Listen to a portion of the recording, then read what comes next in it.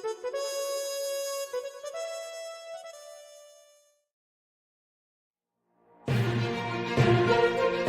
Lewis in the Black Horse Pub.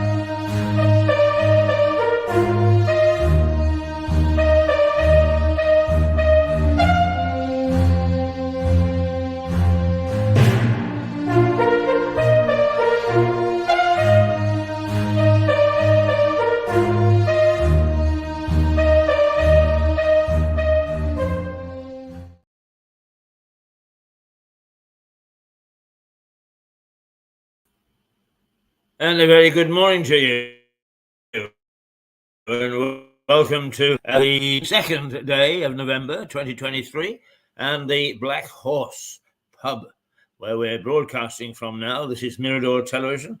It's a very nice morning out there. It's a bit frisky, but other than that, not bad, and you should go out for a nice walk, get your lungs full instead of cigarette smoke. It's some nice fresh air. Oh, don't I sound like a priest? Don't I sound like a missionary? Well, I'm not at all. I was a heavy smoker at one time, and I did manage to quit. I was just chatting to Declan here. He is in charge of making the bacon and eggs this morning, and a very fine job too. I shall expect them in front of me in about 10 minutes' time. Anyway, we have got this morning. We had a planned guest. We don't have the guest this morning. We have instead at 10 o'clock Stuart Dolby. He's got a guest, and we'll keep you in suspense about that. And we hope that at some stage around 10:30 we will have John Henty with us with plenty of Henty. He livens up the day. But in the meantime, I shall start off this morning, as I normally do when I haven't got the two Bs around, is with what's happening in the newspapers. It's a bit of tragedy, I'm afraid, in the air this morning. And it's to do with four young men who went off on an adventure. And they... unfortunately, they didn't come back from it. So that takes up almost every newspaper this morning. Is the Mirror is so tragic, the Sun so young, the Daily Express horror. And the Daily Mail, off they went and they never came back. But it's the Metro that leads off this morning. The top paper is Tragedy on Lads' Camping Weekend. 4 missing school friends found dead in their overturned car. The 4 teenagers are believed to have died after going missing during a camping weekend in Snowdonia. Jevon Hurst, Harvey Owen, Wilf Henderson, and Hugo Morris, aged between 16 and 18, have been missing since Sunday. Police searching for the friends said 4 bodies were found in an overturned car that appeared to have left the road near the village of Tremedog in North Wales.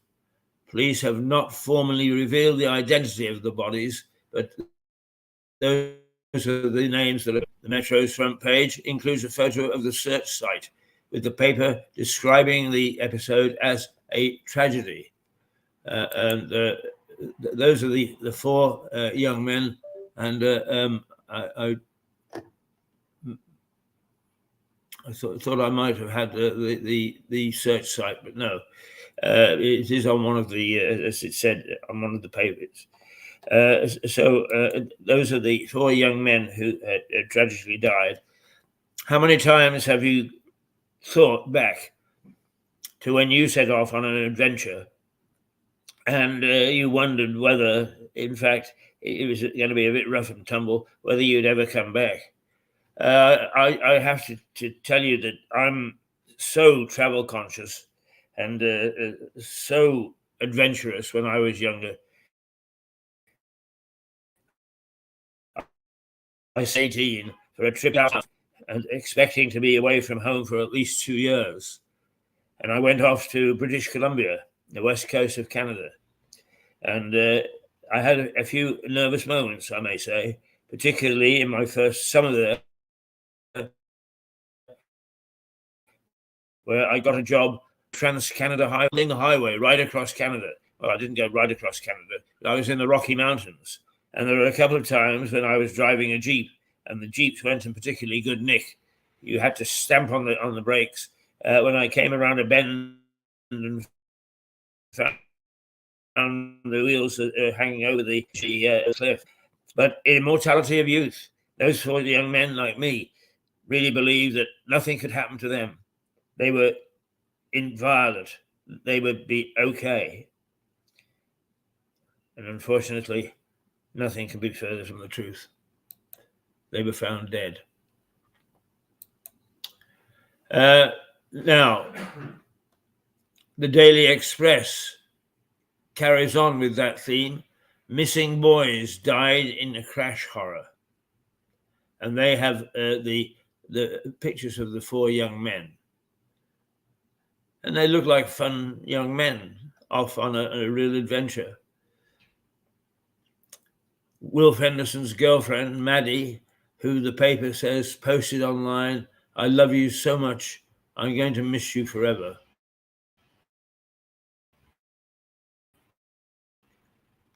You know, my first reaction was, why particularly would the papers place so much emphasis on four young men dying? And then I realized that as a journalist, I've often been very critical of my own profession for taking notice of a prime minister who dies and not the man in the street. Well, you can't cover every man in the street, of course, but here is an example of where they have paid attention to four young men who are unpeculiar, if that's the right word, for anything other than they are young, adventurous, and they went off on a camping expedition to Snowdonia, one of the rougher parts of the United Kingdom, not in terms of the threat of knife crime or anything of that sort, but in terms of topography, cliffs and narrow roads and rocky areas, Snowdonia is as wild as they come. I only ever was in Snowdonia once, and I did not venture up Mount Snowdon. But it is beautiful, absolutely beautiful. And once again, if I can just relate something that happened to me, because to get there, we did the Calathlin Railway, which is an old mining railway that has been turned into a tourist attraction. And it's lovely. You get into little carriages and away you go. But they had overbooked on the return journey, and so they put two coal trucks on. And we, being scouts, sat on beams across the coal truck.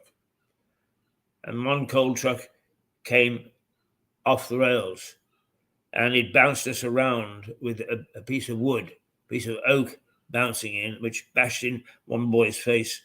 And actually, I was just thrown to the bottom of the truck and given a good thorough bouncing, so I was bruised, more than that. But I suppose really I hadn't expected that as an adventure going to Snowdonia. So, four boys who were did not come home. And that's what the Daily Telegraph actually, it changes the headline. It's one of the few papers that actually changes the headline, and it concentrates on Jeremy Hunt and the biggest tax cut for businesses in 50 years, it predicts. Hunt vows to support entrepreneurs and is also expected to cut national insurance. Well, I've been an entrepreneur for most of my life and I never got any support from government, I'll tell you. They are very clear about who they pick, and it's always their favourites. It's always something to do with favours being delivered back to the constituencies. So don't hold your breath, entrepreneurs. But any tax break, I suppose, is welcome. Tax cuts, the other big news, it features in some other papers as well as these young men. The Daily Telegraph says businesses will get their biggest tax cut in 50 years when Chancellor Jeremy Hunt announces the autumn statement in Parliament on Wednesday. Oh, I am full of anticipation. The paper says Mr. Hunt will say the Conservatives will reject big government, high spending and high tax because we know that leads to less growth, not more. Now, the autumn statement is, to all intents and purposes, a budget statement. It is how much money is going out, where the government plans to spend it, and so on. All I would say is that Rishi Sunak was Chancellor, and I watched 2 of his presentations in Parliament. And to be quite honest with you, he is all mouth and no trousers. He gave a wonderful speech. And even those people who are long-time observers said, this is wonderful. And it turned out that what he was doing was he was robbing Peter to pay Paul. But because he is such a fine orator, he managed to hide it from everybody except cynics like myself and 1 or 2 more people who were watching with me. Will Jeremy be the same? He's a ducker and diver. And I may say that when he was Foreign Secretary, he used to hide occasionally when the going got tough. In what should we say, an organization that I belonged to myself. And although I bumped into him 2 or 3 times after he'd quit, he didn't impress in that stately organization. And so I'm going to see just how well he actually performs in the House of Commons today. I should also say, though, that he traveled America to look at small-scale television. And he came back and he laid out a plan, which, because I have been in small-scale television in North America for many, many years, he laid out a plan that made a great deal of common sense. And those of us in the business whooped, wow, somebody has done something worthwhile at long last. And then he was moved from the Department of Business and Culture. Is it Business and Culture, Media, and something else? He was moved, and the civil servants rubbed their hands together and they ripped apart what he'd put together.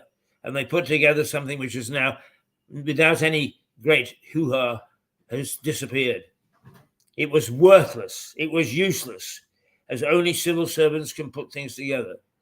So I really do say Jeremy Hunt got one thing right. It was just that his officials ripped it apart. Ha, ha, ha, ha. Right, okay. Let's go to the I. Hunt will cut personal taxes, but interest rates to remain high until... There's a guessing game going on here. Of course, particularly lobby correspondents in the House of Commons have a unique entree to ministers and officials and can get information ahead of time. But it looks to me as if they are talking to different officials. One is talking about personal taxes and the other is talking about business taxes. Which is it? Well, we'll have to wait and see until this afternoon, because their game is a guessing game. Among the tax reforms expected to be announced, says the Eye, are cuts to national insurance, which the Eye newspaper says are most likely. But the paper says interest rates are still expected. The paper's front page also reports Israel and Hamas are on the brink of a deal to release 50 women and children being held hostage in Gaza, and a 4-day pause in fighting. The Times. The banner is how to spice up your marriage. Well, since I lost my wife some time ago, I don't think I'll bother to read that. But if I may say so, the model they've used, she looks as if she'd batter you black and blue anyway. Oh, I'm sorry, I'm feminist. I've upset you, I expect. But she looks pretty grim and pretty fierce. The banner, Netanyahu backs deal to free women and children held by Hamas.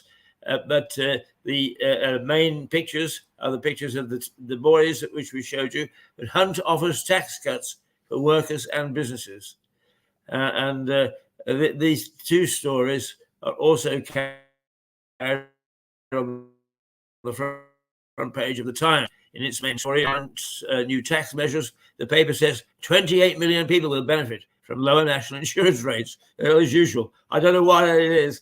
Whenever the government gives break to businesses, I always seem to be in a business or in a position where I don't get any benefit at all. None whatsoever. So it'll be interesting to see what they're offering. The Guardian.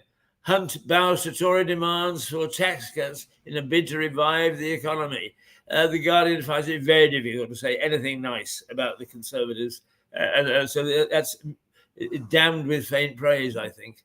But then the picture that you see on your screen, or did see on your screen of the 4 young men, bodies of missing teenagers found, they are prominent. The Guardian says Mr. Hunt's tax cuts are him bowing to pressure from within the Conservative Party in an effort to close the gap with Labour in the run-up to the next general election, widely expected to be held next year. In fact, the Conservatives are doing what most governments don't like doing, is that they are getting themselves backed into a corner where they've got no leverage room, that they will call the election at the very last possible moment. And no government likes doing that because it doesn't know what's going to happen in those halcyon days just before people go and cast their ballots. The Financial Times, it takes the same tack. Hunt to put £9 billion a year tax break for business at the core of growth drive. Right, now, is it personal or is it a tax break for business? Once again, the chaps that they use in Parliament are not getting a lot of purchase, obviously, out of Hunt and his associates and his staff. They're all being very tight-lipped until this afternoon. They touch on the Open AI board, who sacked the boss of artificial intelligence, Altman, and now are being forced into a position where they have to bring him back. There was absolute chaos when he was sacked. Why they sacked him, it's not clear. But they want to put an end to chaos by bringing him back. Boy, I wouldn't want to be them meeting him in the corridor. I just sacked you and now you're back. Ooh, wonderful stuff. Yeah, we've still got Jeremy up there for a moment. What a day it is today. I always think that the business drama of the budget is more explosive than following reporting on a war. The tension is always, and the stuff that comes out that is revealed, drip, drip, drip, a bit at a time, really gets everybody all upset. Let's go back to Jeremy for a moment, because I think there are one or two more newspaper headlines. No. I'm quite wrong. What we're going to do is we're going to see Sir Cliff Richard, because it's the Star as usual. The Star never fails to give us a bit of a giggle, and this morning is latched on to days after the crooner dissed punks. The punks admit crooner was an inspiration to them. Never mind the Cliff Richard. The Star opts for a characteristic lighter left field story on its front pages. The paper reports that Glenn Matlock, the bass guitarist in the original lineup of the Sex Pistols, has confessed he and other members of the punk rock band were big fans of Sir Cliff Richard. The paper reported earlier this week that Sir Cliff had not been a fan of punk himself and had said some unkind things about punk. And here they come back putting coals on the head.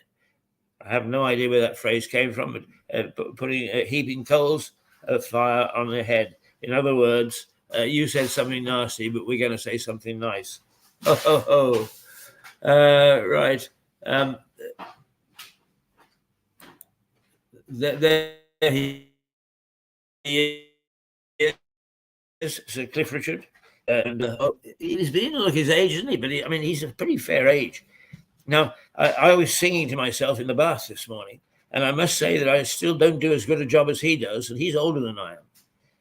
So there's a lesson to be learned there. Stick to what you're good at. I'm not going to make the top 10 or even get on stage. And as for being on top of the pops, no, not me.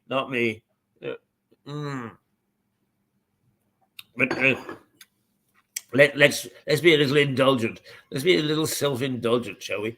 There's Sir Cliff with all the worries of the world, and here's me with no worries for any world. Who's got the better visage? Who's got less creases in their face? Well, I have to tell you, is that the television camera is particularly kind to me, and it doesn't show all the creaks and the crevices that I've got, and for him it does. And it's just unfortunate that the television camera doesn't like him as much as it likes me. Thank God for that, because for 60 years or so, it's been my lifeblood, the television camera. So I'm glad that to some extent, for those 60 years, it hasn't treated me too badly. Right, okay, let's just go through the papers again, so that we can see a little bit more of what's in them. The Telegraph claims the Chancellor will unveil the biggest business tax cut in half a century when he delivers his autumn statement on Wednesday. The paper describes the move as part of a significant pivot in the government's economic approach, with the focus moving from controlling price rises to jump-starting a stuttering growth. And stuttering growth we have got. And it's unfortunate because we really have we're behind the eight ball on that. We really are. We are not. We're not leading the world, even though our situation is not as bad as we are led to believe that it was going to be. According to the Times, Jeremy Hunt will also cut national insurance for 28 million people after ministers became markedly more upbeat about the public finances in recent days. Yes, apparently they had a windfall of several $billion, £1 billion. Sometimes international finance is quoted in dollars, but no, it's several £1 billion.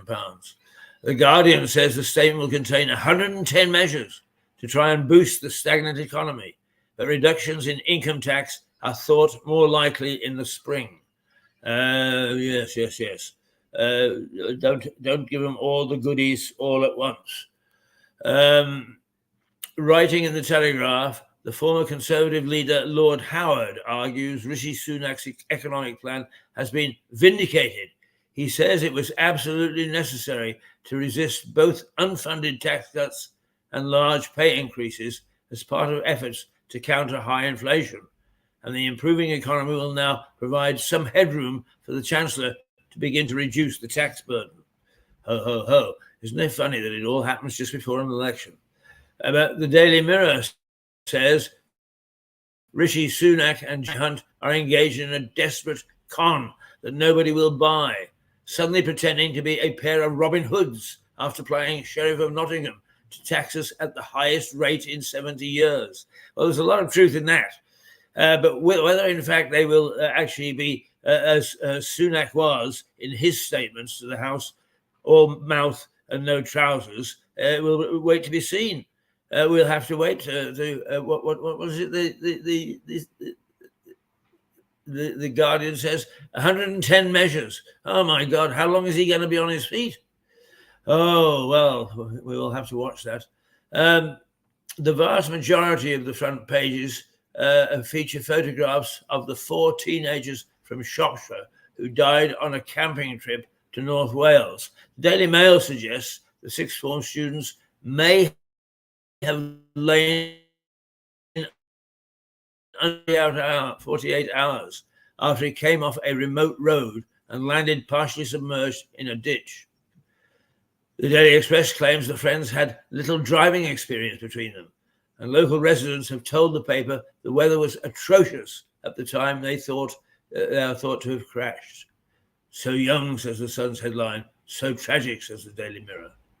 And there is we'll swap Jeremy and we'll take another look at these young men, shall we? Yeah, why not? Full of life and rimming.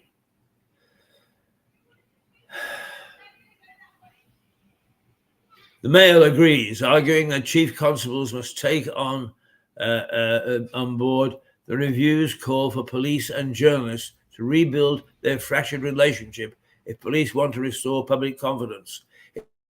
It says officers must embrace the mainstream media rather than treat it as the enemy. And that follows the publication of a review criticizing elements of a police investigation into the disappearance of Nicola Bulley. It prompted the Sun to conclude that what it calls the shambles was a direct result of the Leveson inquiry into the press. The paper says the inquiry all but outlawed private briefings to crime reporters, meaning the resulting information vacuum in Miss Bulley's case was filled by malevolent online trolls and self-appointed sleuths. And that is a big danger. We're far from perfect, we media types, far from perfect, and we know it. But then again, it's funny, those people who expect us to be perfect often don't seem to be that perfect themselves. It is very, very difficult to be perfect. And the media have even a bigger problem because often they are dealing with opinion. They're getting facts that people want to hide. Can be particularly difficult. The results of a poll to find the most annoying words in popular culture are featured by the Mirror, which reports that amazeballs, meaning something extremely good or impressive, topped the vote with 34%. Amazeballs, the first time I've heard that.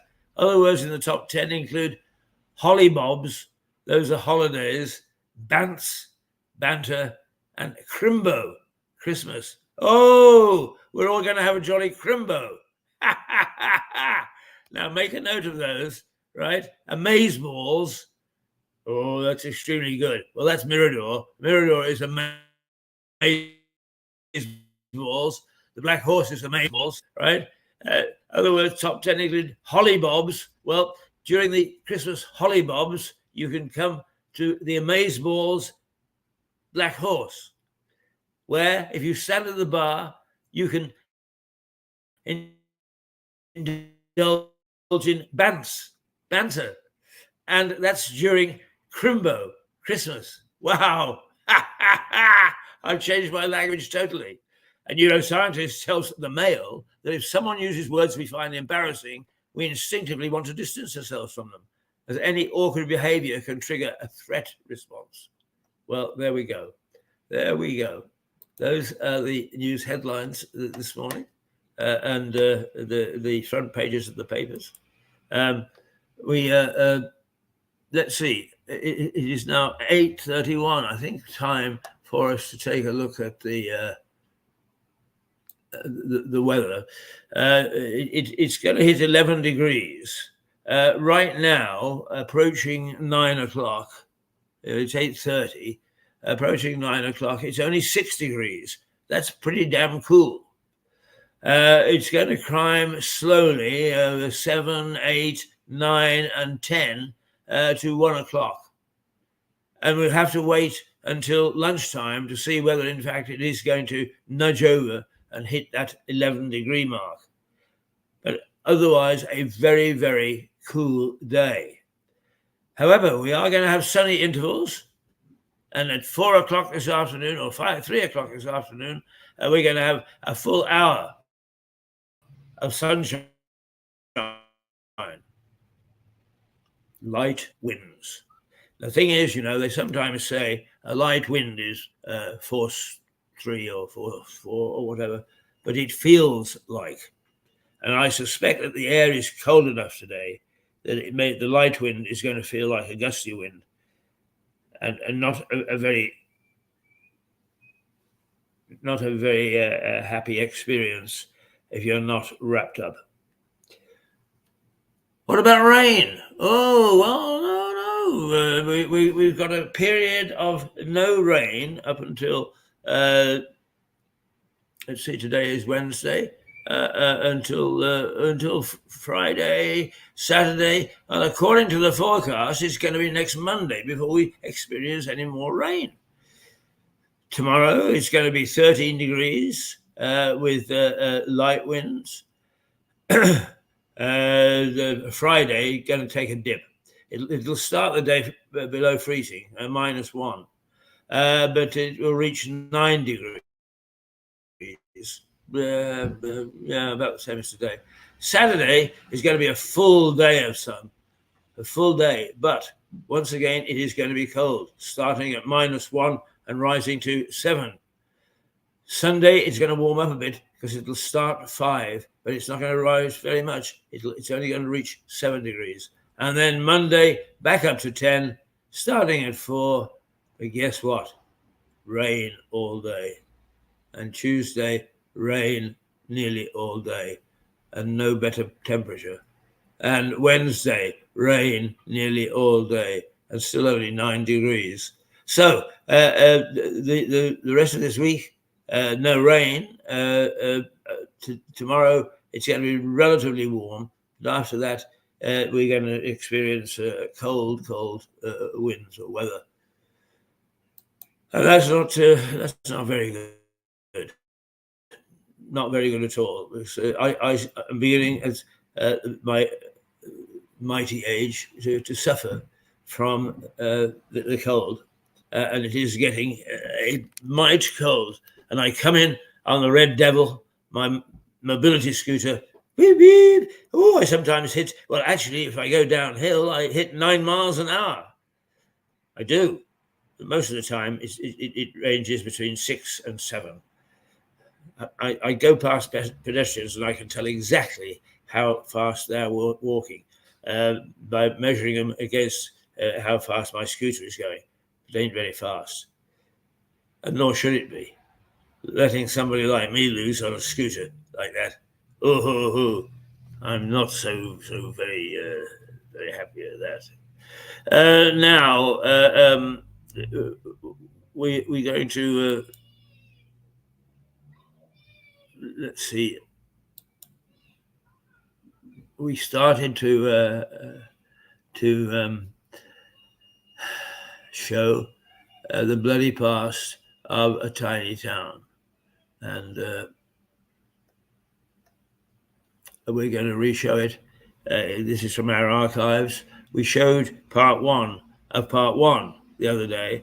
Now we're going to show part one and part two to take us up to 9 o'clock. Here we go, with any luck at all.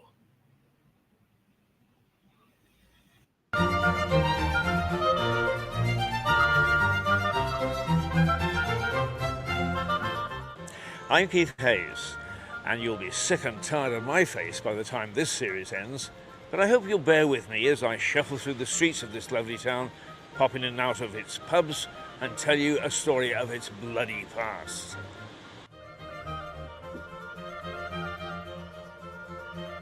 In Saxon times, it was known as loos. The modern term for toilet might have come from it, I suppose. But the town became respectable and is now known as Lewes.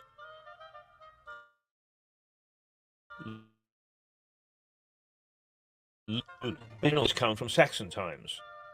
And this pretty little town in East Sussex, nicely tucked under the shelter of the South Downs, has had this high street for longer than written records go back. Pretty normal sort of UK high street, really.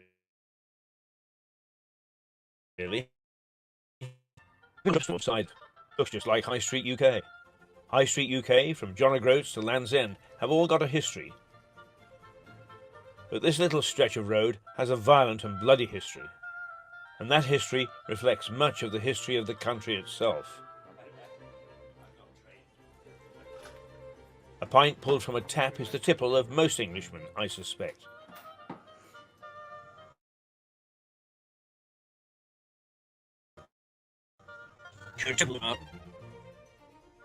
This pub goes back to 1742. There's a list of the landlords to prove it. Today, sitting on the high street, it's one of the 16 pubs in a town of 16,000. 150 years ago, there were 63 pubs in Lewes and 18 breweries. And in those days, there were only 9,000 people. Wow. On those programmes, I'm going to take a closer look at some of the bloodier and more sensational events that have occurred on this seemingly normal high street. But right now, I'm just going to paint a general picture of this tiny English town. Before I get to the bloody exotic, the high street is dominated by a Norman castle. One of the oldest Norman castles in the country. It was built not long after the invasion of 1066. It housed the Norman garrison, who ensured the people living inside its walls were kept safe.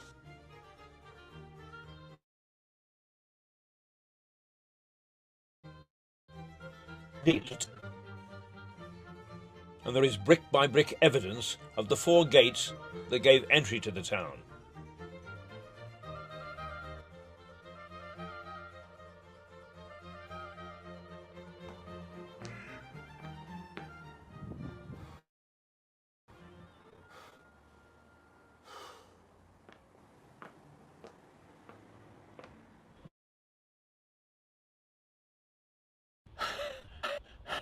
By the way, Lewes isn't a corruption of Lou. It's the Saxon word for a hill. And if you thought that Lewes had lots of pubs, it has far more hilly roads. Far more even than the rest of the country, I think. The modern-day Lewes is well used by its people. Lots of shops, markets, and even tea rooms. It also has a lot of parades.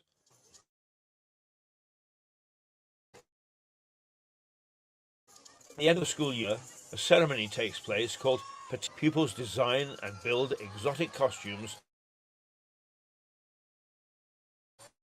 ready to parade on the high street.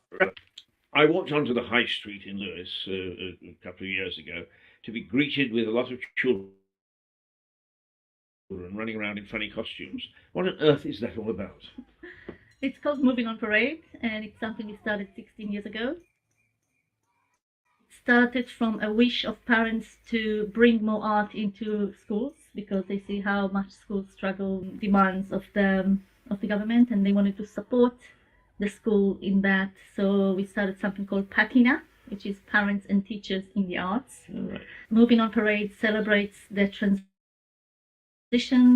from primary to secondary education of all the children in Lewis District Council. Very colourful costumes. How do you decide what the costumes are? You're the artistic director, so you better give me a good answer on this. So every year we have a theme, and the theme this year is last year we asked the community to suggest different artists that they would like to see on the parade, and loads of suggestions came in, and we shortlisted the huge list into 16 schools, which was the amount of schools that took part last year. We had Frida Kahlo, and we had Picasso, and we had Van Gogh, and we have Giacometti, and we had Andy Warhol. So they doing illustrations and designs, and then the patina artists take all the children's idea and adapt it into a practical design that the children are actually able to make in a couple of days. We invite about 8 or 10 people from every school to come and learn the skills of the carnival costume, and they start to make the big make that the school could carry. That artist is going into the school and work with the children on their individual costumes. We're trying to really do it as an enjoyment, getting people together. They're all gonna meet in their secondary school later on. We're trying that they'll meet each other beforehand as well. So we're doing events all year round for the benefit of the whole community, not just for the year sixes. What do you do in the schools? So our next event is on the 22nd of April. It's called Dance Your Socks Off. And because the theme this year is Wonders of Our World, we thought it'll be really fun to have an evening of teaching flamenco, bhangra, and the sirtaki with world food. We're gonna have sushi, we're gonna have international cocktails, we're gonna have professional dancers who are going to teach the dance, and it's going to be a really fun event, and that's for children as well. See, cocktails, I told you Lewis is a drinking town. Yeah, we're pretty good at cocktails. Growing every year. So we making contact with our twin towns. We're making contact with Lewis in America. There's a group of them, artists from Lewis in America coming to us in June. We made contact with them, and what we would really like is to use this format in other places, because that's to celebrate. They're moving on from primary to secondary schools, and it's people that hear about it, they are impressed, and it will be really nice for other people, other children in other communities to do the same. Yeah, I did realise it was unique to Lewis and a very unusual operation. Well, how do the children react to it? I mean, generally speaking, do you get great support from the kids? Yes, we do, and because it's been going for so many years, it becomes a part of the cultural calendar of the town. So young children know that when they get to year 6, they'll do the moving on parade, and all the siblings did it, and they've seen the rest of the older ones doing it. So it's kind of something that they look forward to. I'm known for wearing strange costumes. As you can see, my hats are still there in this episode, so I don't think I should. Great. Raffaella, thank you so much. Pleasure. Thank you. The adults have their turn, and on November the 5th, the biggest Guy Fawkes celebration anywhere in the world takes place. Exotic costumes, burning crosses, effigies stuffed with fireworks.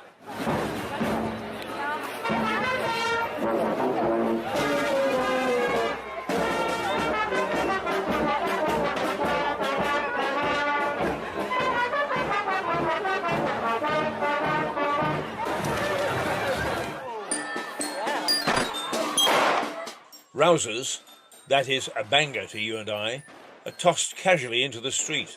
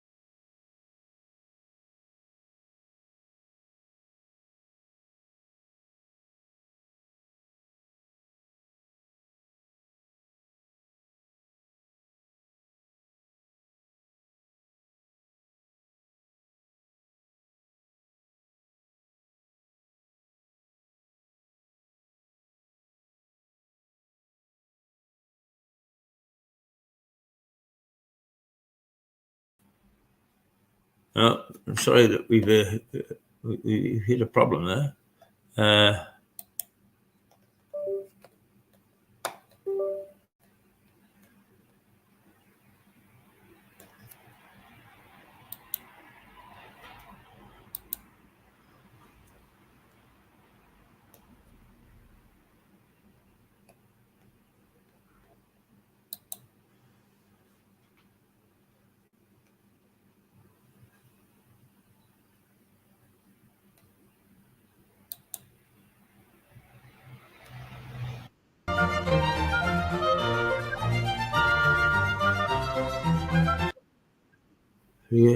Forgive us if we... Barons were arguing with the king and his men about representation in Parliament, whereas the king, the king just had all of his men and a lot of his French relatives in Parliament, and he was taxing the barons very heavily, and all of this money was going to the French relatives or going abroad, and the barons were not very happy about this. So they wanted at least half of the 24 men in Parliament to be elected barons.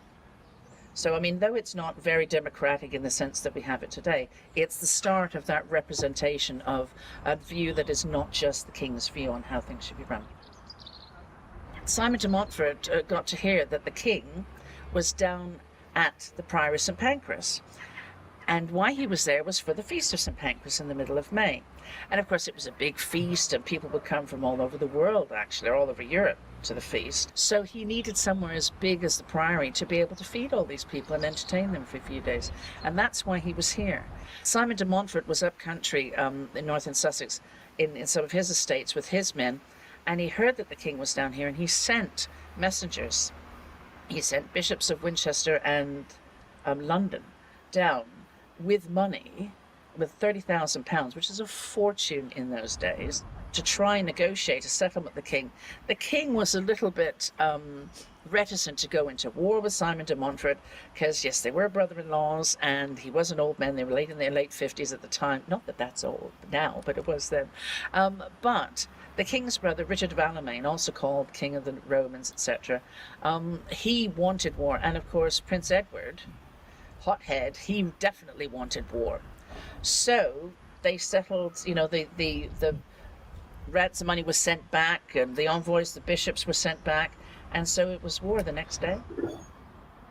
They negotiated the Mise of Lewis, most of which was, you know, yes, we took this castle, well, we give you it back, and you give us this, and we'll ransom this man and that man for this man and that man, that kind of thing. But it also set down where the king would say, you know, 24 of the 24, we're going to have 12 elected barons, so that we're going to have the beginning of a parliamentary election. And Simon de Montfort made the king hand over his seals, which meant that the king had no power. So Simon de Montfort became the de facto king. It changed the king's complete and outright power. And Prince Edward then went on to, as king, ratify the clauses of the Magna Carta and the provisions of Oxford. And those began to change the king's power. And it also meant things like, if a woman died as a widow, her dowry money was hers. It didn't need to be given over to her husband's family and sons and what have you. There's a start of women's rights as well. There you go. My goodness There me. you go. The Normans did it for us. The man who gave the name to the House of Commons, and according to at least one historian, named America the United States, preached his heretical views in the town's pubs. Here we go again. Pubs in Lewes. You can't get away from them.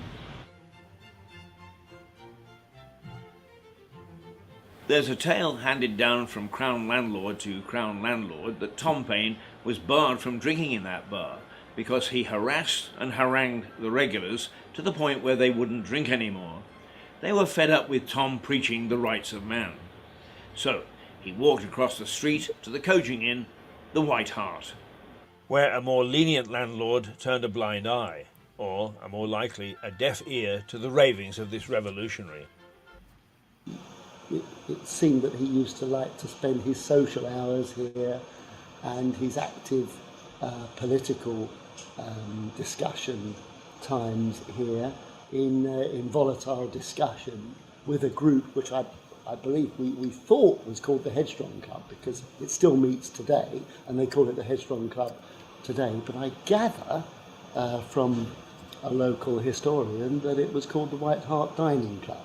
Oh. And Thomas Paine, up in our sheriff's room, the oak panelled function room, basically plotted the American Revolution and for a struggle for independence, which resulted in the final Declaration of Independence, an authenticated copy of which we have in the sheriff's room, and he was credited with originating that.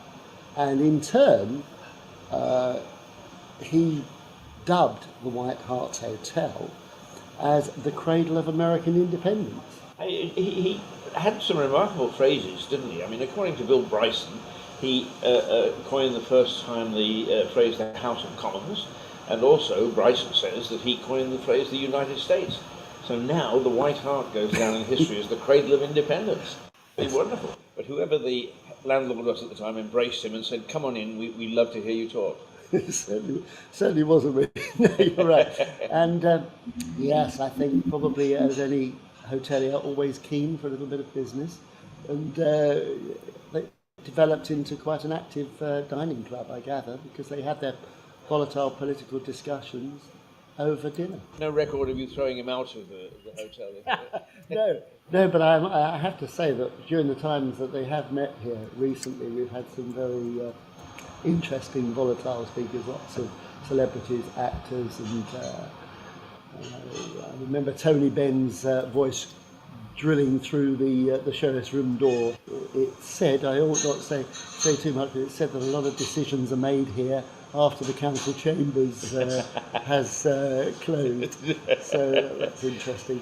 Yeah, I think Lewis has embraced Thomas Paine very well. I'm very proud of him because he lived just up the road in the Bull Inn, and of course it was a very easy little trot, and even after he had imbibed, he wouldn't have far to go. So our Tom, getting nowhere at home, he worked briefly as a customs officer in this house here, married the boss's daughter in the church here, within the town's walls, then took off to America. In Lewis, he was ranting. In the colonies, he was making sense. He preached revolution, and revolution was what he got. The American colonies broke away to form a new country, the United States. There are many more buildings that either face or back onto the high street. Lewis Prison is a few hundred yards up the road. It has held many famous people, including pop star Mick Jagger. Jagger famously talked his way to a prison phone, called the White Hart Hotel, and ordered a takeaway, which was duly delivered. Tucked away behind these buildings was a naval prison. 250 Russian prisoners captured in a naval battle in the Crimea War were incarcerated here in 1854. Life was harsh for the ratings, but the officers roamed the town at will, socializing with the locals and dining at the tables of the high and the mighty in Lewis. 17 of the ratings died while in prison, and a monument to them stands in the graveyard of a local church. This impressive structure was built by Tsar Alexander II, and its upkeep is still paid for by the Russian embassy in London.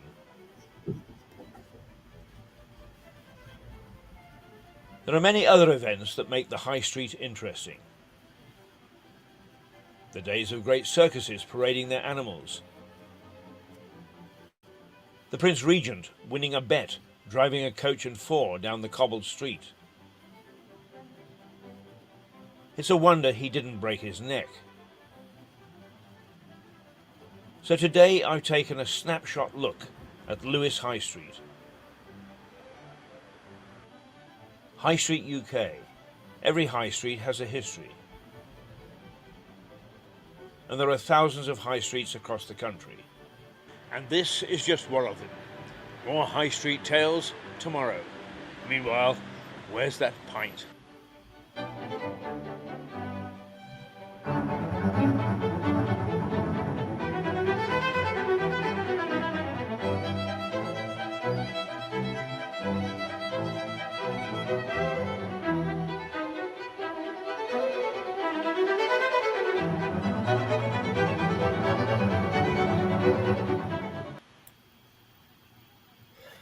Well, I hope you enjoyed that. And we'll be showing you the other 7 episodes between now and Christmas.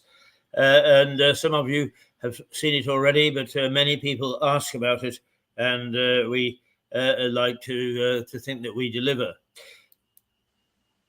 Oh, guess who's here? Good morning, Mr. Philip. Well, good morning to you, Keith. I did enjoy that programme very much. Well, nice of you to say so. It's a quick flip through the history of Lewis, but there are a few bits there that most people have not. Well produced and very well narrated, sir. Very good indeed. You old sweetheart, you. Now, I'm not 100% sure because we're all over the place today. But we may have Dr. Mark Maybe joining us in a few minutes, that's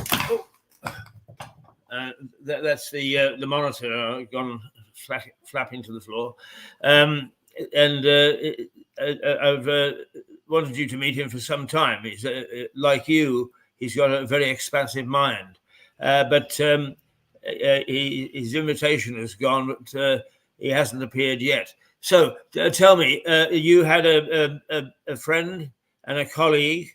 Can you tell us a little bit about him? Because he was taken away on urgent business, and that we understand on this program, that people have other commitments and that they must keep them rather than appearing with us.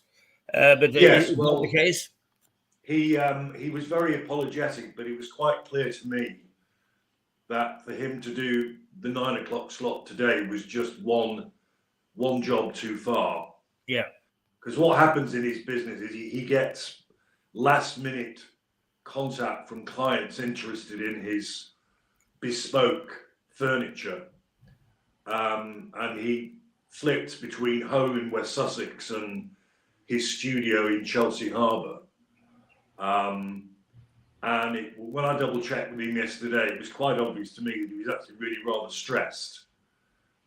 So I just said, look, we'll do it another day, Richard, when you are working from home and you can afford an hour. You're right. Without just tell us exactly what he does again.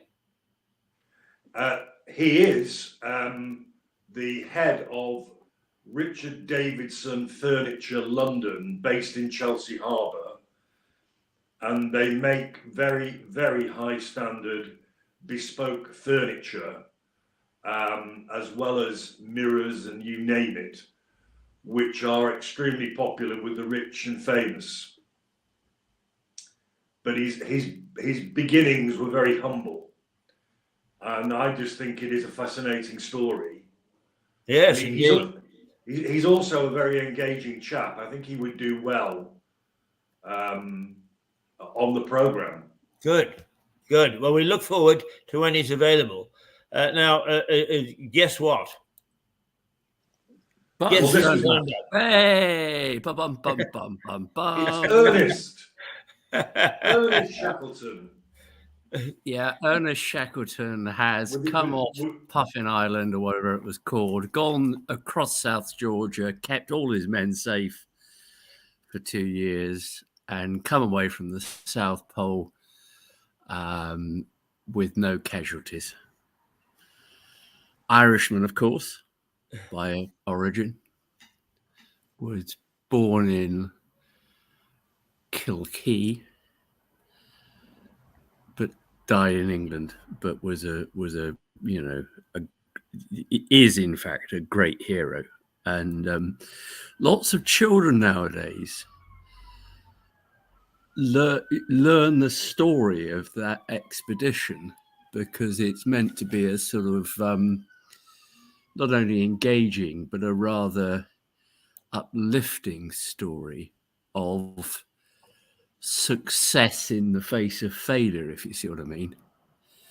You know, the ship sinks, what the hell do you do? Where you hang around. It's all very British, isn't it?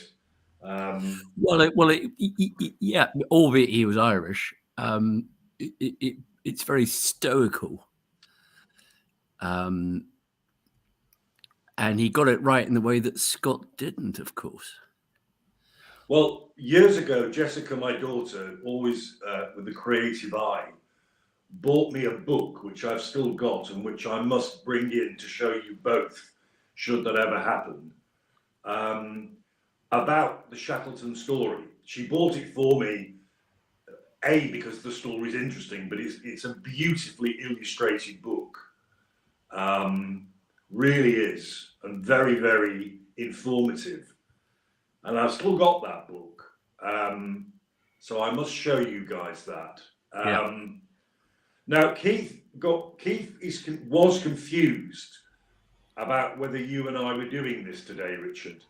Well, we can if you want to. If he's got absolutely, I'm delighted to have you. It's possible that we might have Dr. Mark, maybe. Although I must say that I am so confused this morning that I thought it was 10 o'clock. Don't you worry, Keith. Don't worry. We'll get going. Philip and I will talk bollocks for an hour. Right, excellent. Yeah, I would imagine that our topic today will run beyond an hour, but we've agreed where we break within that, and then come Friday, because in fact I'm now not working till Christmas because of my health, which is I'm yesterday I was in the Black Horse. I'll be honest with you, Keith. I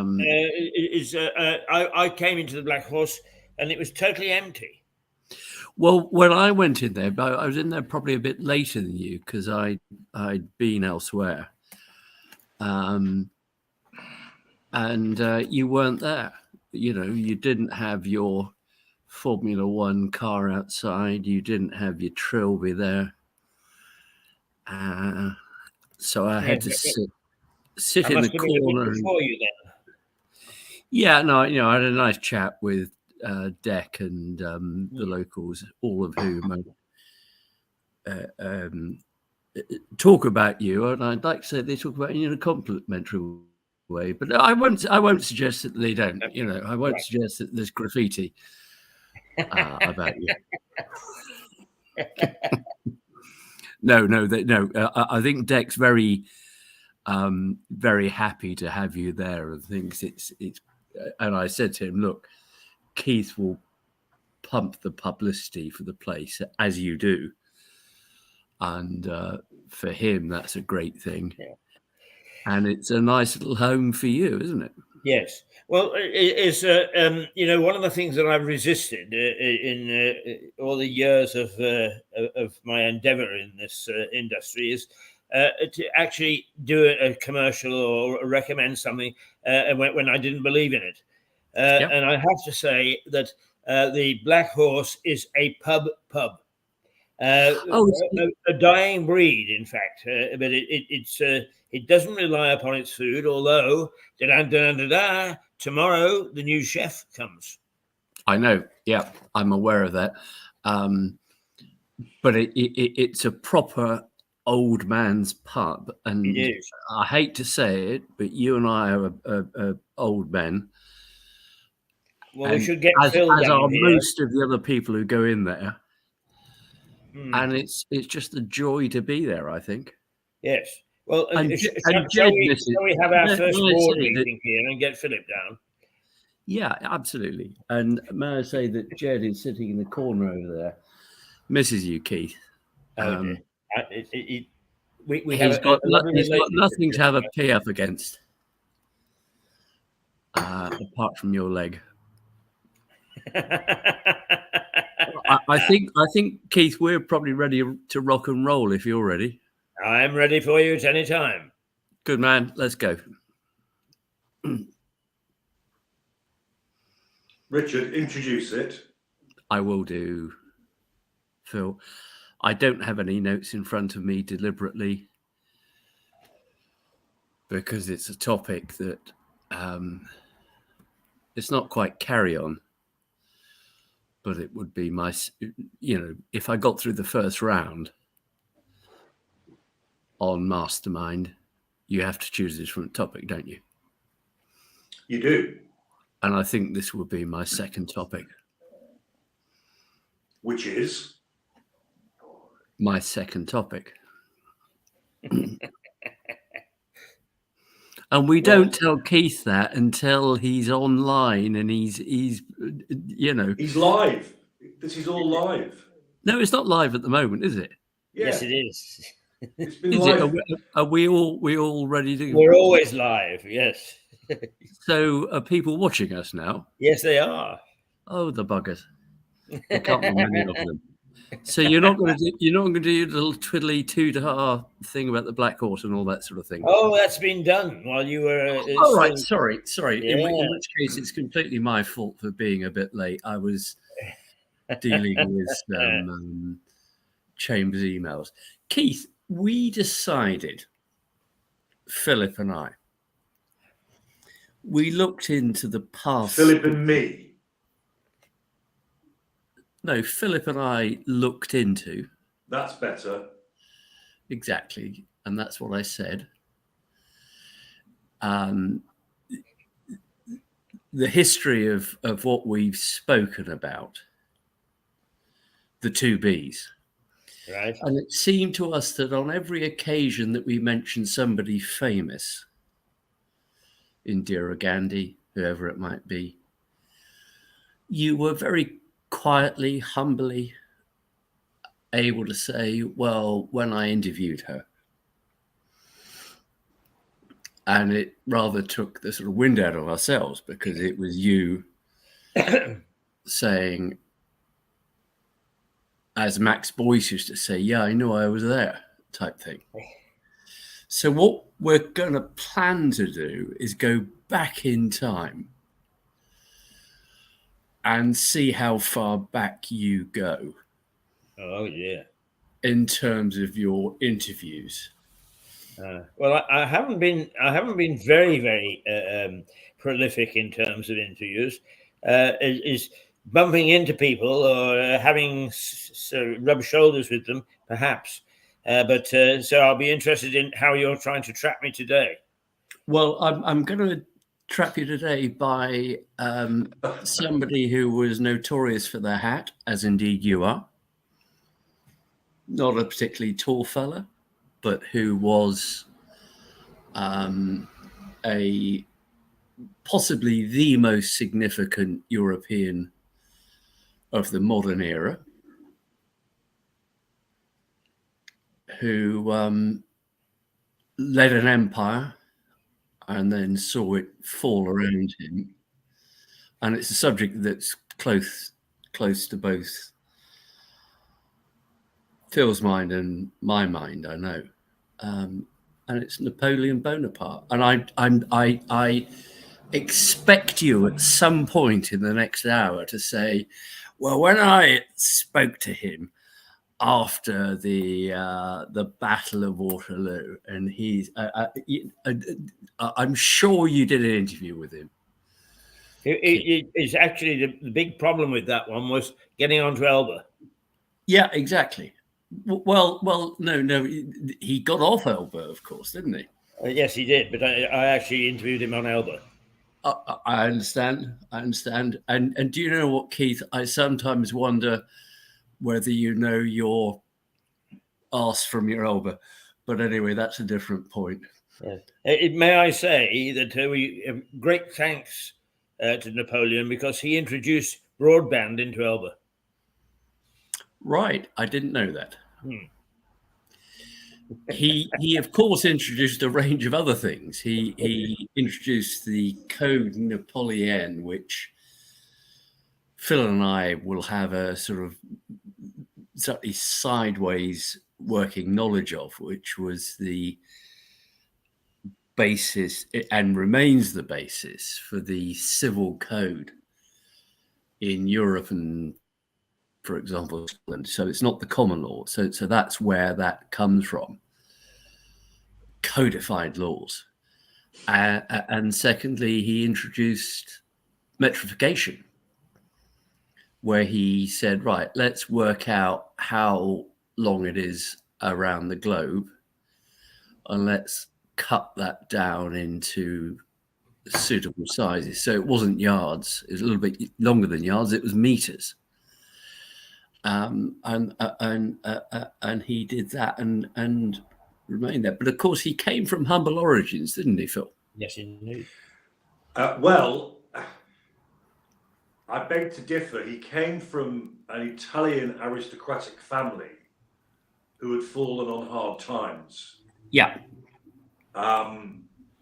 His original name was Napoleone Buonaparte, which is Italian. I think I've seen him on Strictly Come Dancing. Well, quite so. But he was born, yes, in humble circumstances in Ajaccio in Corsica. Yeah. In 1769.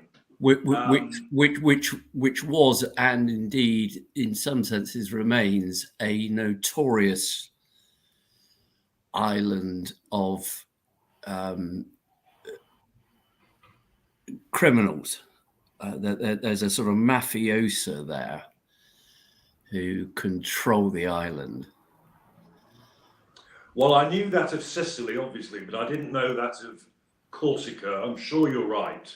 No, it is absolutely right that they have their own little conclave of. No, I'm sure you're right, Richard. His father was a flag bearer for Corsican nationalism. Yeah, we don't need to worry about that. What we need to worry about is that, in fact, he went off and he joined the French army, and and it's an odd thing for he was a flamboyant figure, a fellow who wanted to make his name, but he fell in love with big guns and was always, throughout his career. And the reason we're talking about this, Keith, is there are two reasons. Is that firstly, there's the film coming out about him, starring Joaquin Phoenix, which is directed by Ridley Scott. And secondly, one of his bicorns, the hat that he deliberately wore sideways, like you do. I know you do that when you're on your motor scooter. Deliberately wore it sideways so people would recognize him, because everyone else wore it that, Wellington wore it that way round. Everyone else wore it forwards, backwards. But people could see the hat and say, oh God, that's bloody Napoleon, isn't it? And so he made a sort of early on made a legend for himself with these things. And the film, I've yet to see. I'd love to see it, and I will see it. It's one of the few films that I will go and see at the cinema. Ridley Scott, who did which advert, Phil? If I've ever known, I'd forgotten, I'm afraid.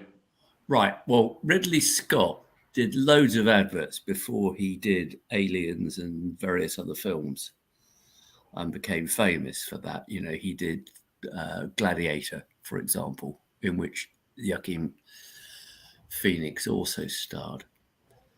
But he did the Hovis advert. Oh yeah, you did say. I've remembered now. Yeah. And you'll remember that up the hill in Wiltshire with the boy pushing the bike. You know, it's an iconic image. Voted the best advert ever, and he's 86 now, and he said, "Look, I'm very clear. I never thought I'd make a film. I was making 5 bloody adverts a week. It was good money, but I wanted to make a film." And then he went on to do that. And the other odd thing about Joaquin Phoenix, who plays Napoleon, is that he's part of the Phoenix dynasty, all of whom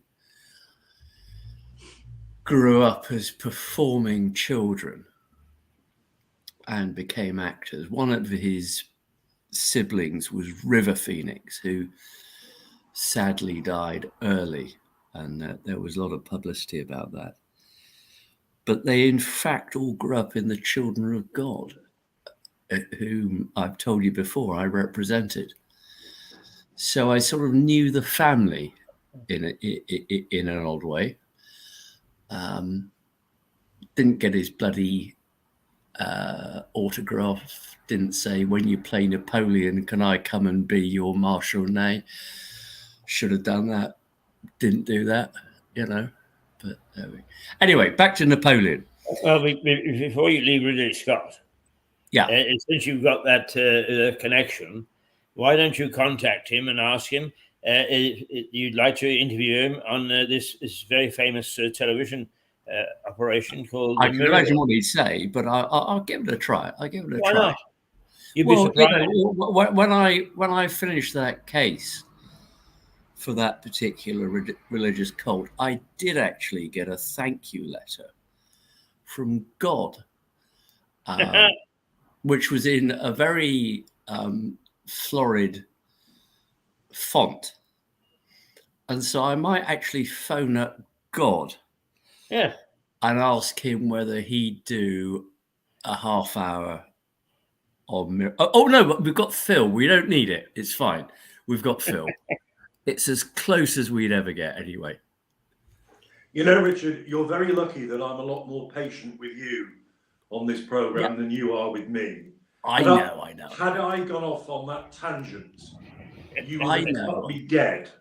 We don't need to know about that. But I have nobody else to speak to, Phil, apart from you. You know that. So dear old Napoleon Bonaparte joined the French army. He fell in love with the big guns, and the French army throughout his time,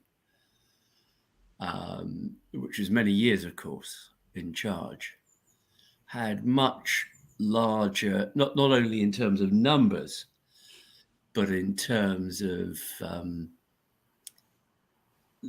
ball size, if that's not the inappropriate way to put it, than the British Army ever had. The British Army had, you know, the light artillery, and they had what they notionally called the heavy artillery, but nothing like the French had. And also the British had the bloody stupid rockets that killed probably more British people than they killed anybody else.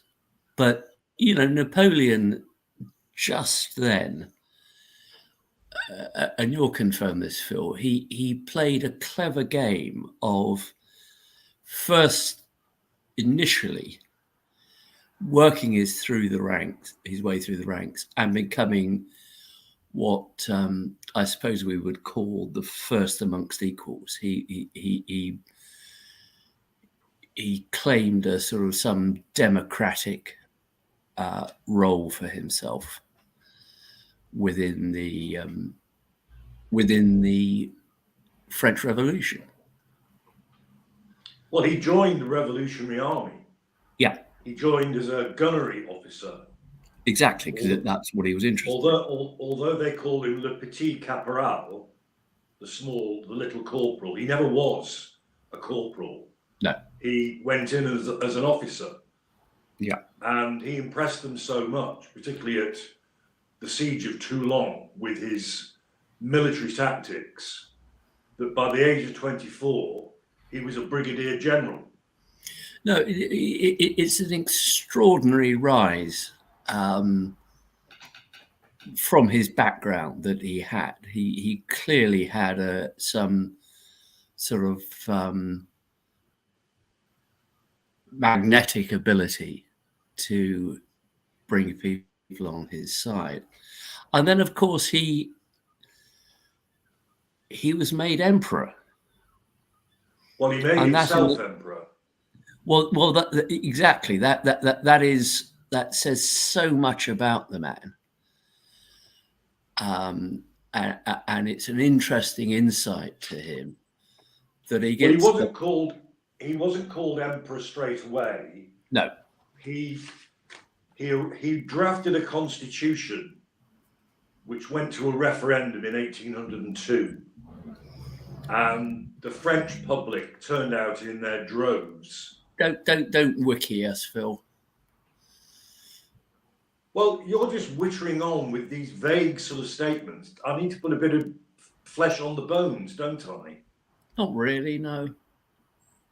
Well, he became consul for life. He wasn't called the emperor until he, as you would put it, in fact, he didn't crown himself. He went into the ceremony with like a Julius Caesar Roman emperor's leaves. And then it was Charlemagne's crown that he held above his own head that was then placed on his head by somebody else. But from that point, yes, he was an emperor.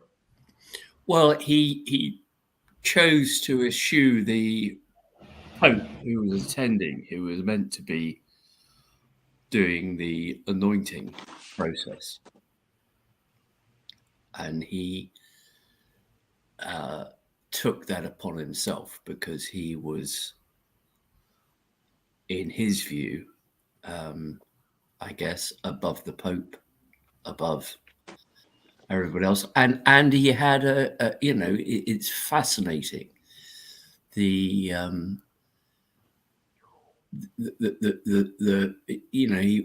was a boy band in his own way for the French. He was somebody. He was dear old Harry from whatever that band was called, where they just couldn't get enough of him. He was catnip. Whereas for the British, at the same time, and there are odd parallels here with what came the century after. And we sort of forget this because it's long enough ago that people do forget it. The British were terrified of this man, weren't they? They were terrified of him on land. Yeah. They weren't terrified of him on the high seas. No. But yeah, they were terrified of an invasion. But you said he thought himself bigger than the Pope. I beg to differ, because one of the first things he did, for the first time ever, he struck a concordat with the papacy. Yeah, he did. And that concordat gave him carte blanche. And in fact, he was good mates with the Pope, and that's how, before we come on to it, that's how he was able to get his marriage to Josephine annulled. Yes. But throughout that time, in particular, this area of Britain, so we're talking Sussex, Kent, was in turmoil. And albeit there had previously been beacons for various reasons on hilltops, that whole process of having beacons so that they could be lit, so that the next beacon would see it and that one would be lit and the next one would be lit, became a proper system, because they were deeply fearful that Boney was coming, and young children were told nursery rhymes and horror stories about how Boney would come and get them. I mean, the beacon system went back to Elizabeth and the Armada, of course. Yeah, of course. Yeah. Yeah. So it wasn't a new system, but yeah, the beacons were reinstated. Yeah. Yeah. Because he by 1811, he was emperor of Europe effectively. Yes, he with the exception of the Balkans, either he or his acolytes ruled Europe. Well, he had Italy with one of his brothers there as a puppet. Yeah, the king of Italy went down as far as Rome, but he didn't have southern Italy. No, because Italy wasn't a country then. He had to fight the Iberian Peninsula, that is Spain and Portugal. Correct, but the Spaniards gave him a hard time. He never fought there himself. No. It was always his generals, and it was where Wellington, who had grown up, again, oddly enough, not under a cloud, but slightly -1 because he was an Irish officer originally. Correct. And so not thought of quite in the same class, but proved, Wellington never lost a battle. And that is an extraordinary detail about him. He damn well nearly lost Waterloo. I know exactly that, and he said, he said, there's, I don't like you losing. If I'm paraphrasing now, losing a battle is terrible, but winning it can in fact be worse. As he went across the battlefield of Waterloo, looking at, we'll come on to that maybe on Friday. You'll let me speak on Friday, will you? I'll let you speak a little bit, Phil. Not much, Phil. Not much. But it's an odd thing the way that Napoleon was able to captivate the French. Well, yes, you say that, but it was really rather fitful. At the time of the referendum, yeah, they loved him to bits. But ironically, because of the isolation of Great Britain, they and a lot of European countries under Napoleon's influence began to miss the trade with Great Britain and the provisions Great Britain's naval power enabled it to provide. I mean, you were saying how scared the British were of Napoleon. You were absolutely right. And presumably that would have been the start of just about the start of the Industrial Revolution, which started in Britain. There's all of that, but you see, because of his overwhelming control of Europe, it became known, didn't it, as the continental system. Yes. And effectively, because he didn't just win militarily, he was crafty enough to have treaty after treaty after treaty, allying himself with even Austria. Yeah. Prussia was not on. Ironically, Prussia under Blucher wasn't on the radar at this time. Yeah. It was nothing like the Prussia we came to know. Just so we're clear, that people understand, that there wasn't an Italy at that stage in time. There were different states, and they didn't join up until there wasn't a Germany either. Well, exactly. So it wasn't until the 1870s that there became a country called Italy, and then around the same time a country called Germany, that within 130 years of it starting ends up. I'm not trying to be difficult, but I thought the Italian one was 1848 under Garibaldi. No. It's 1860s at the earliest. He came up through Sicily, and apparently a lot of the people in Sicily who followed him with his red shirts, and he was saying Italia, Italia, and they thought it was his woman. They thought he had some sort of bet on the side called Italia. They had no concept of Italy and the North Italians were quite against the idea. It's and it remains a tension within Italy because Italy, and yes, very much north-south divide. So the North Italians consider themselves to be industrialized and modernized and whatever, whereas they consider the Southern Italians to be peasants. It's not strictly fair, but they do think that, and they behave in that way. In the same way in Germany, there are states in northern Germany that think, for example, here's an example. The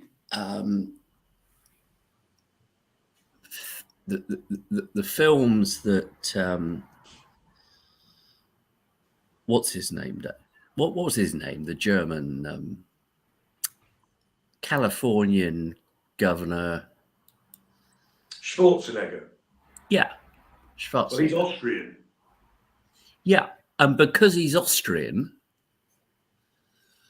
when it came to dubbing the films,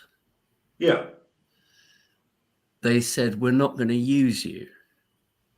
Correct. And he said, why? And they said, because, equivalent in English would be, you sound a bit like that, my dear. You sound a bit yokely.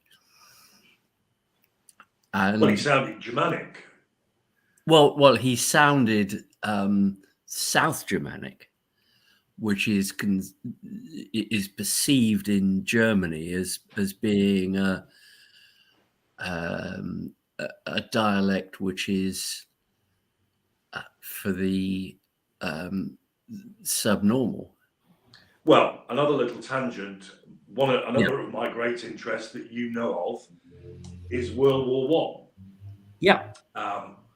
And now, careful, Phil, because Keith will definitely have interviewed people from World War One. There's no question. There's no doubt about that. I'll be very careful. Yeah. But there are written accounts of how, when the Germans in the trenches changed regiments, the Bavarians and even the Saxon regiments would put a sign up on the trench so the British could see them, saying, we're about to be replaced by Prussians, give them hell, Tommy. Yeah. True, that's absolutely true.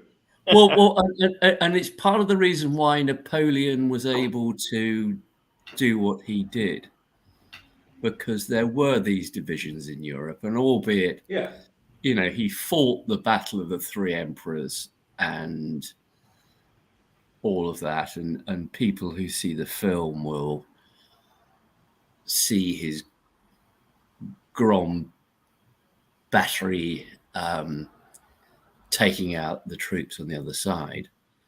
When is this film released? Yeah, it's released, I think, on Thursday. Right.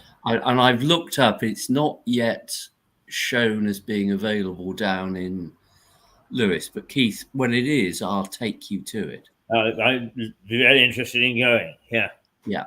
I don't think, the French hate it, but that's because it's an English film about a French icon. I read a review this morning, which I emailed a Photoshop to you both, but it's an American review. And it talks of the great naval commander, the Duke of Wellington. Which just shows how much the bloody Yanks know. Yeah. He was. But Rupert Everett, an actor I've always liked, Rupert Everett plays Wellington. Yes. Anyway, back to Fortress Europe. Now, No, so that's the analogy. dear old Napoleon spent some time, Phil, plotting an invasion of the British Isles, but never succeeded. Correct. And because of the British naval strength. Yeah, because at the time the British Navy was queen of the waves and all that sort of thing.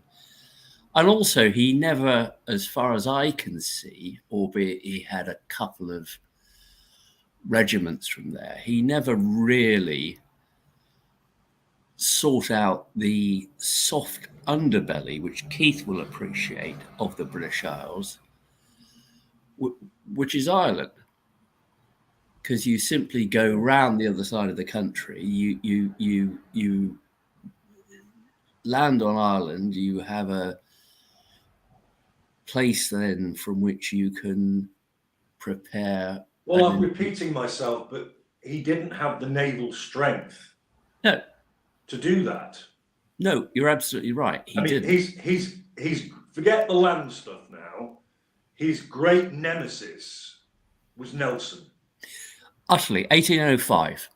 And but earlier than that, Nelson stuffed him at the Battle of the Nile. In Egypt, exactly. Because Egypt was a big failure for Napoleon. Nelson stuffed him on the seas in 1798. And because of Napoleon's defeat in Egypt, that's how the British were given the Rosetta Stone. Yeah. And it's now in the British Museum. It was Napoleon's armies that found the Rosetta Stone. Good morning. Morning. And it's that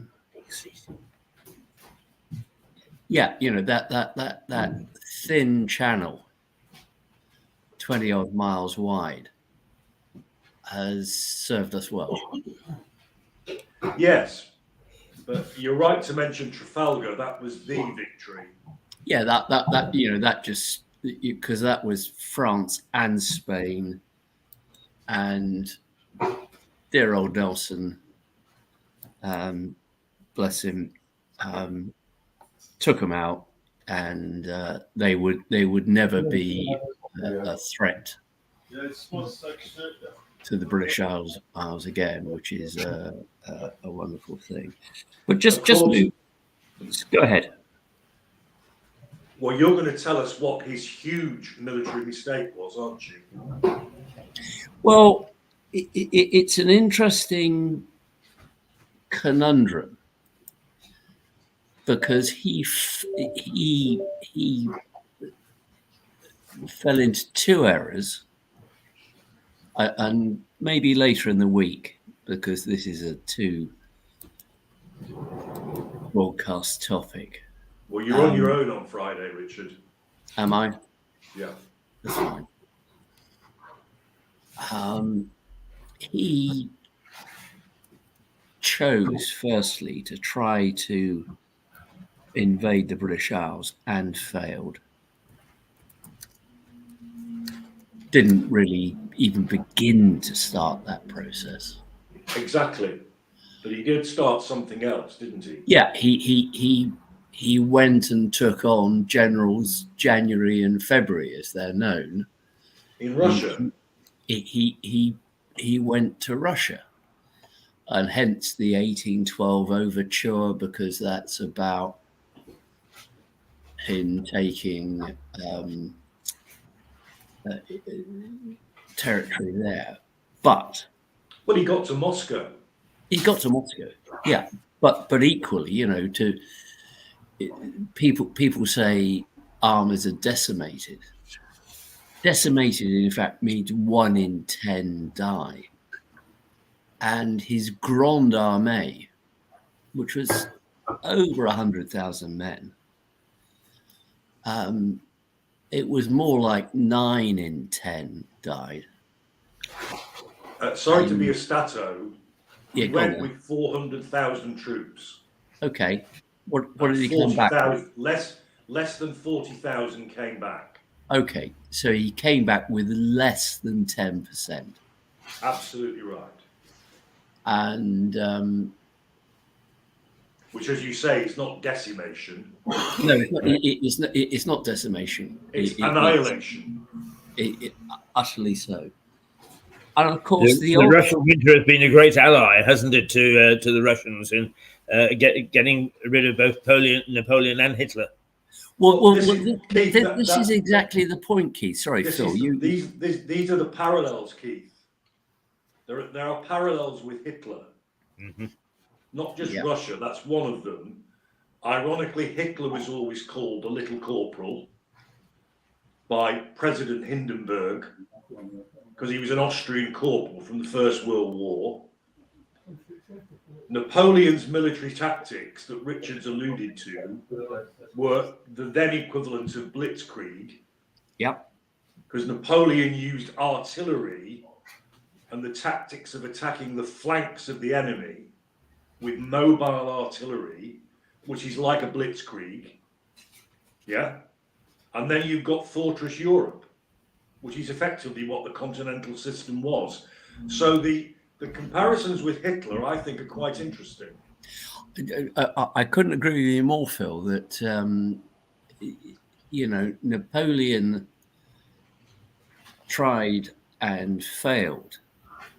And it is an interesting feature of Adolf Hitler's time that he didn't really learn the lessons from that. No, because the Russian retreat absolutely, as we've discussed, just annihilated his army. Oh, yeah. And he then lost a year later. He took on the Austrians at Leipzig, and it was the first battle he'd lost in 1813. Yes. And that was the beginning of the end. There is that beautiful painting of him that I would encourage people to look up. On the White Horse? Well, Napoleon crossing the Alps. Yes, that's right, yeah. And you of course, it's not realistic, it's stylized. But you look at it and you think, good grief, I can understand why a lot of middle-aged men with tashes, the guard, not only followed him but re-followed him and were loyal to him because he was a terribly charismatic character. And Phil, I'm sorry that you're not able to make it on Friday because I was pulling your leg. I was going to make it on Friday. Good, because I wanted to talk about, second half. Say something. Second half of this talk will be about the 100 days. Yes, quite so. But well, shall we draw this segment, since you're ready to segue into the next on Friday, by saying that the one thing that strikes me about Napoleon, never having met him or interviewed him, is that I am a great admirer of Mad Jack Fuller, who was MP for Lewis in the late 1700s, early 1800s, in the Napoleonic period, and who. And you did interview him, did you, Keith? I not quite. I got to Lewis' house just a day or two after he'd moved out. Right. But he, of course, and still extant today, are a number of follies. And people say, what were these for? But historically, it was said that he actually built them so that he could go to the top and keep his eye on the Napoleonic Wars, in case, in fact, Napoleon got into the ascendancy and did invade Britain. So we have right here still evidence, archaeological evidence, of that period in which Napoleon was in the ascendance. Keith, I think you need to just take fewer medications. I've got to say, but yeah, we hear what you say. Richard, before we do the 100 days on Friday and thereafter, we need to get him onto Elba in this program, don't we? We can do that on Friday. Don't worry. Yeah, you know your ass from the Elba, so it's fine, Phil. Don't you worry. Very witty. And, Keith mentioned Elba. Keith has, he's got Gloria Hunniford and co lining up, ready to interview, so he doesn't need us. He's never needed us. No, I don't know why he bothers with us. I think it's some sort of community project where he gets paid to. I'm one of those very fierce executive producers. It's all about the ratings, mate. Oh, bloody hell! And I can tell you now, Phil, that when the dog and his one man leaves the TV, Keith will tell us, and we'll be gone. I promise you, we'll be talking to each other. I have to say that immediately on this thing called Next Door, which is supposed to be the very, very local thing, is you got 98 people watching the other day within 5 minutes of going on the air. Yeah, well, that's Phil's. I don't know whether any of them had a dog. Well, you ought to ask them that, Keith, because I've got mine with me, and you know where he's going to be in about 2.5 hours' time. Right. Okay. I shall look forward to seeing him here. Now we have Stuart Dolby, who, incidentally, when we're talking about wars, of course, has spent a lot of time in Vietnam as a reporter, who is ready to come on and take a look at a couple of events in the news. So can I look forward to seeing you on Friday? Lovely, Keith. That was very kind of you to let us witter on about things. We've got a bit more to say about the Peninsular War, and then we'll move on to the last days of Napoleon. Philip will put his hand into his shirt like that.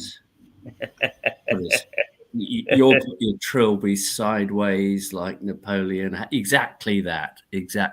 And we'll all be Napoleon Bonaparte.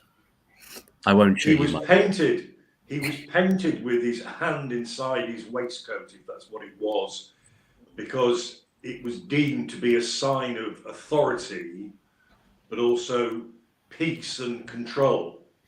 That's what that apparently is meant to symbolise. Whether he ever actually did that, nobody really knows.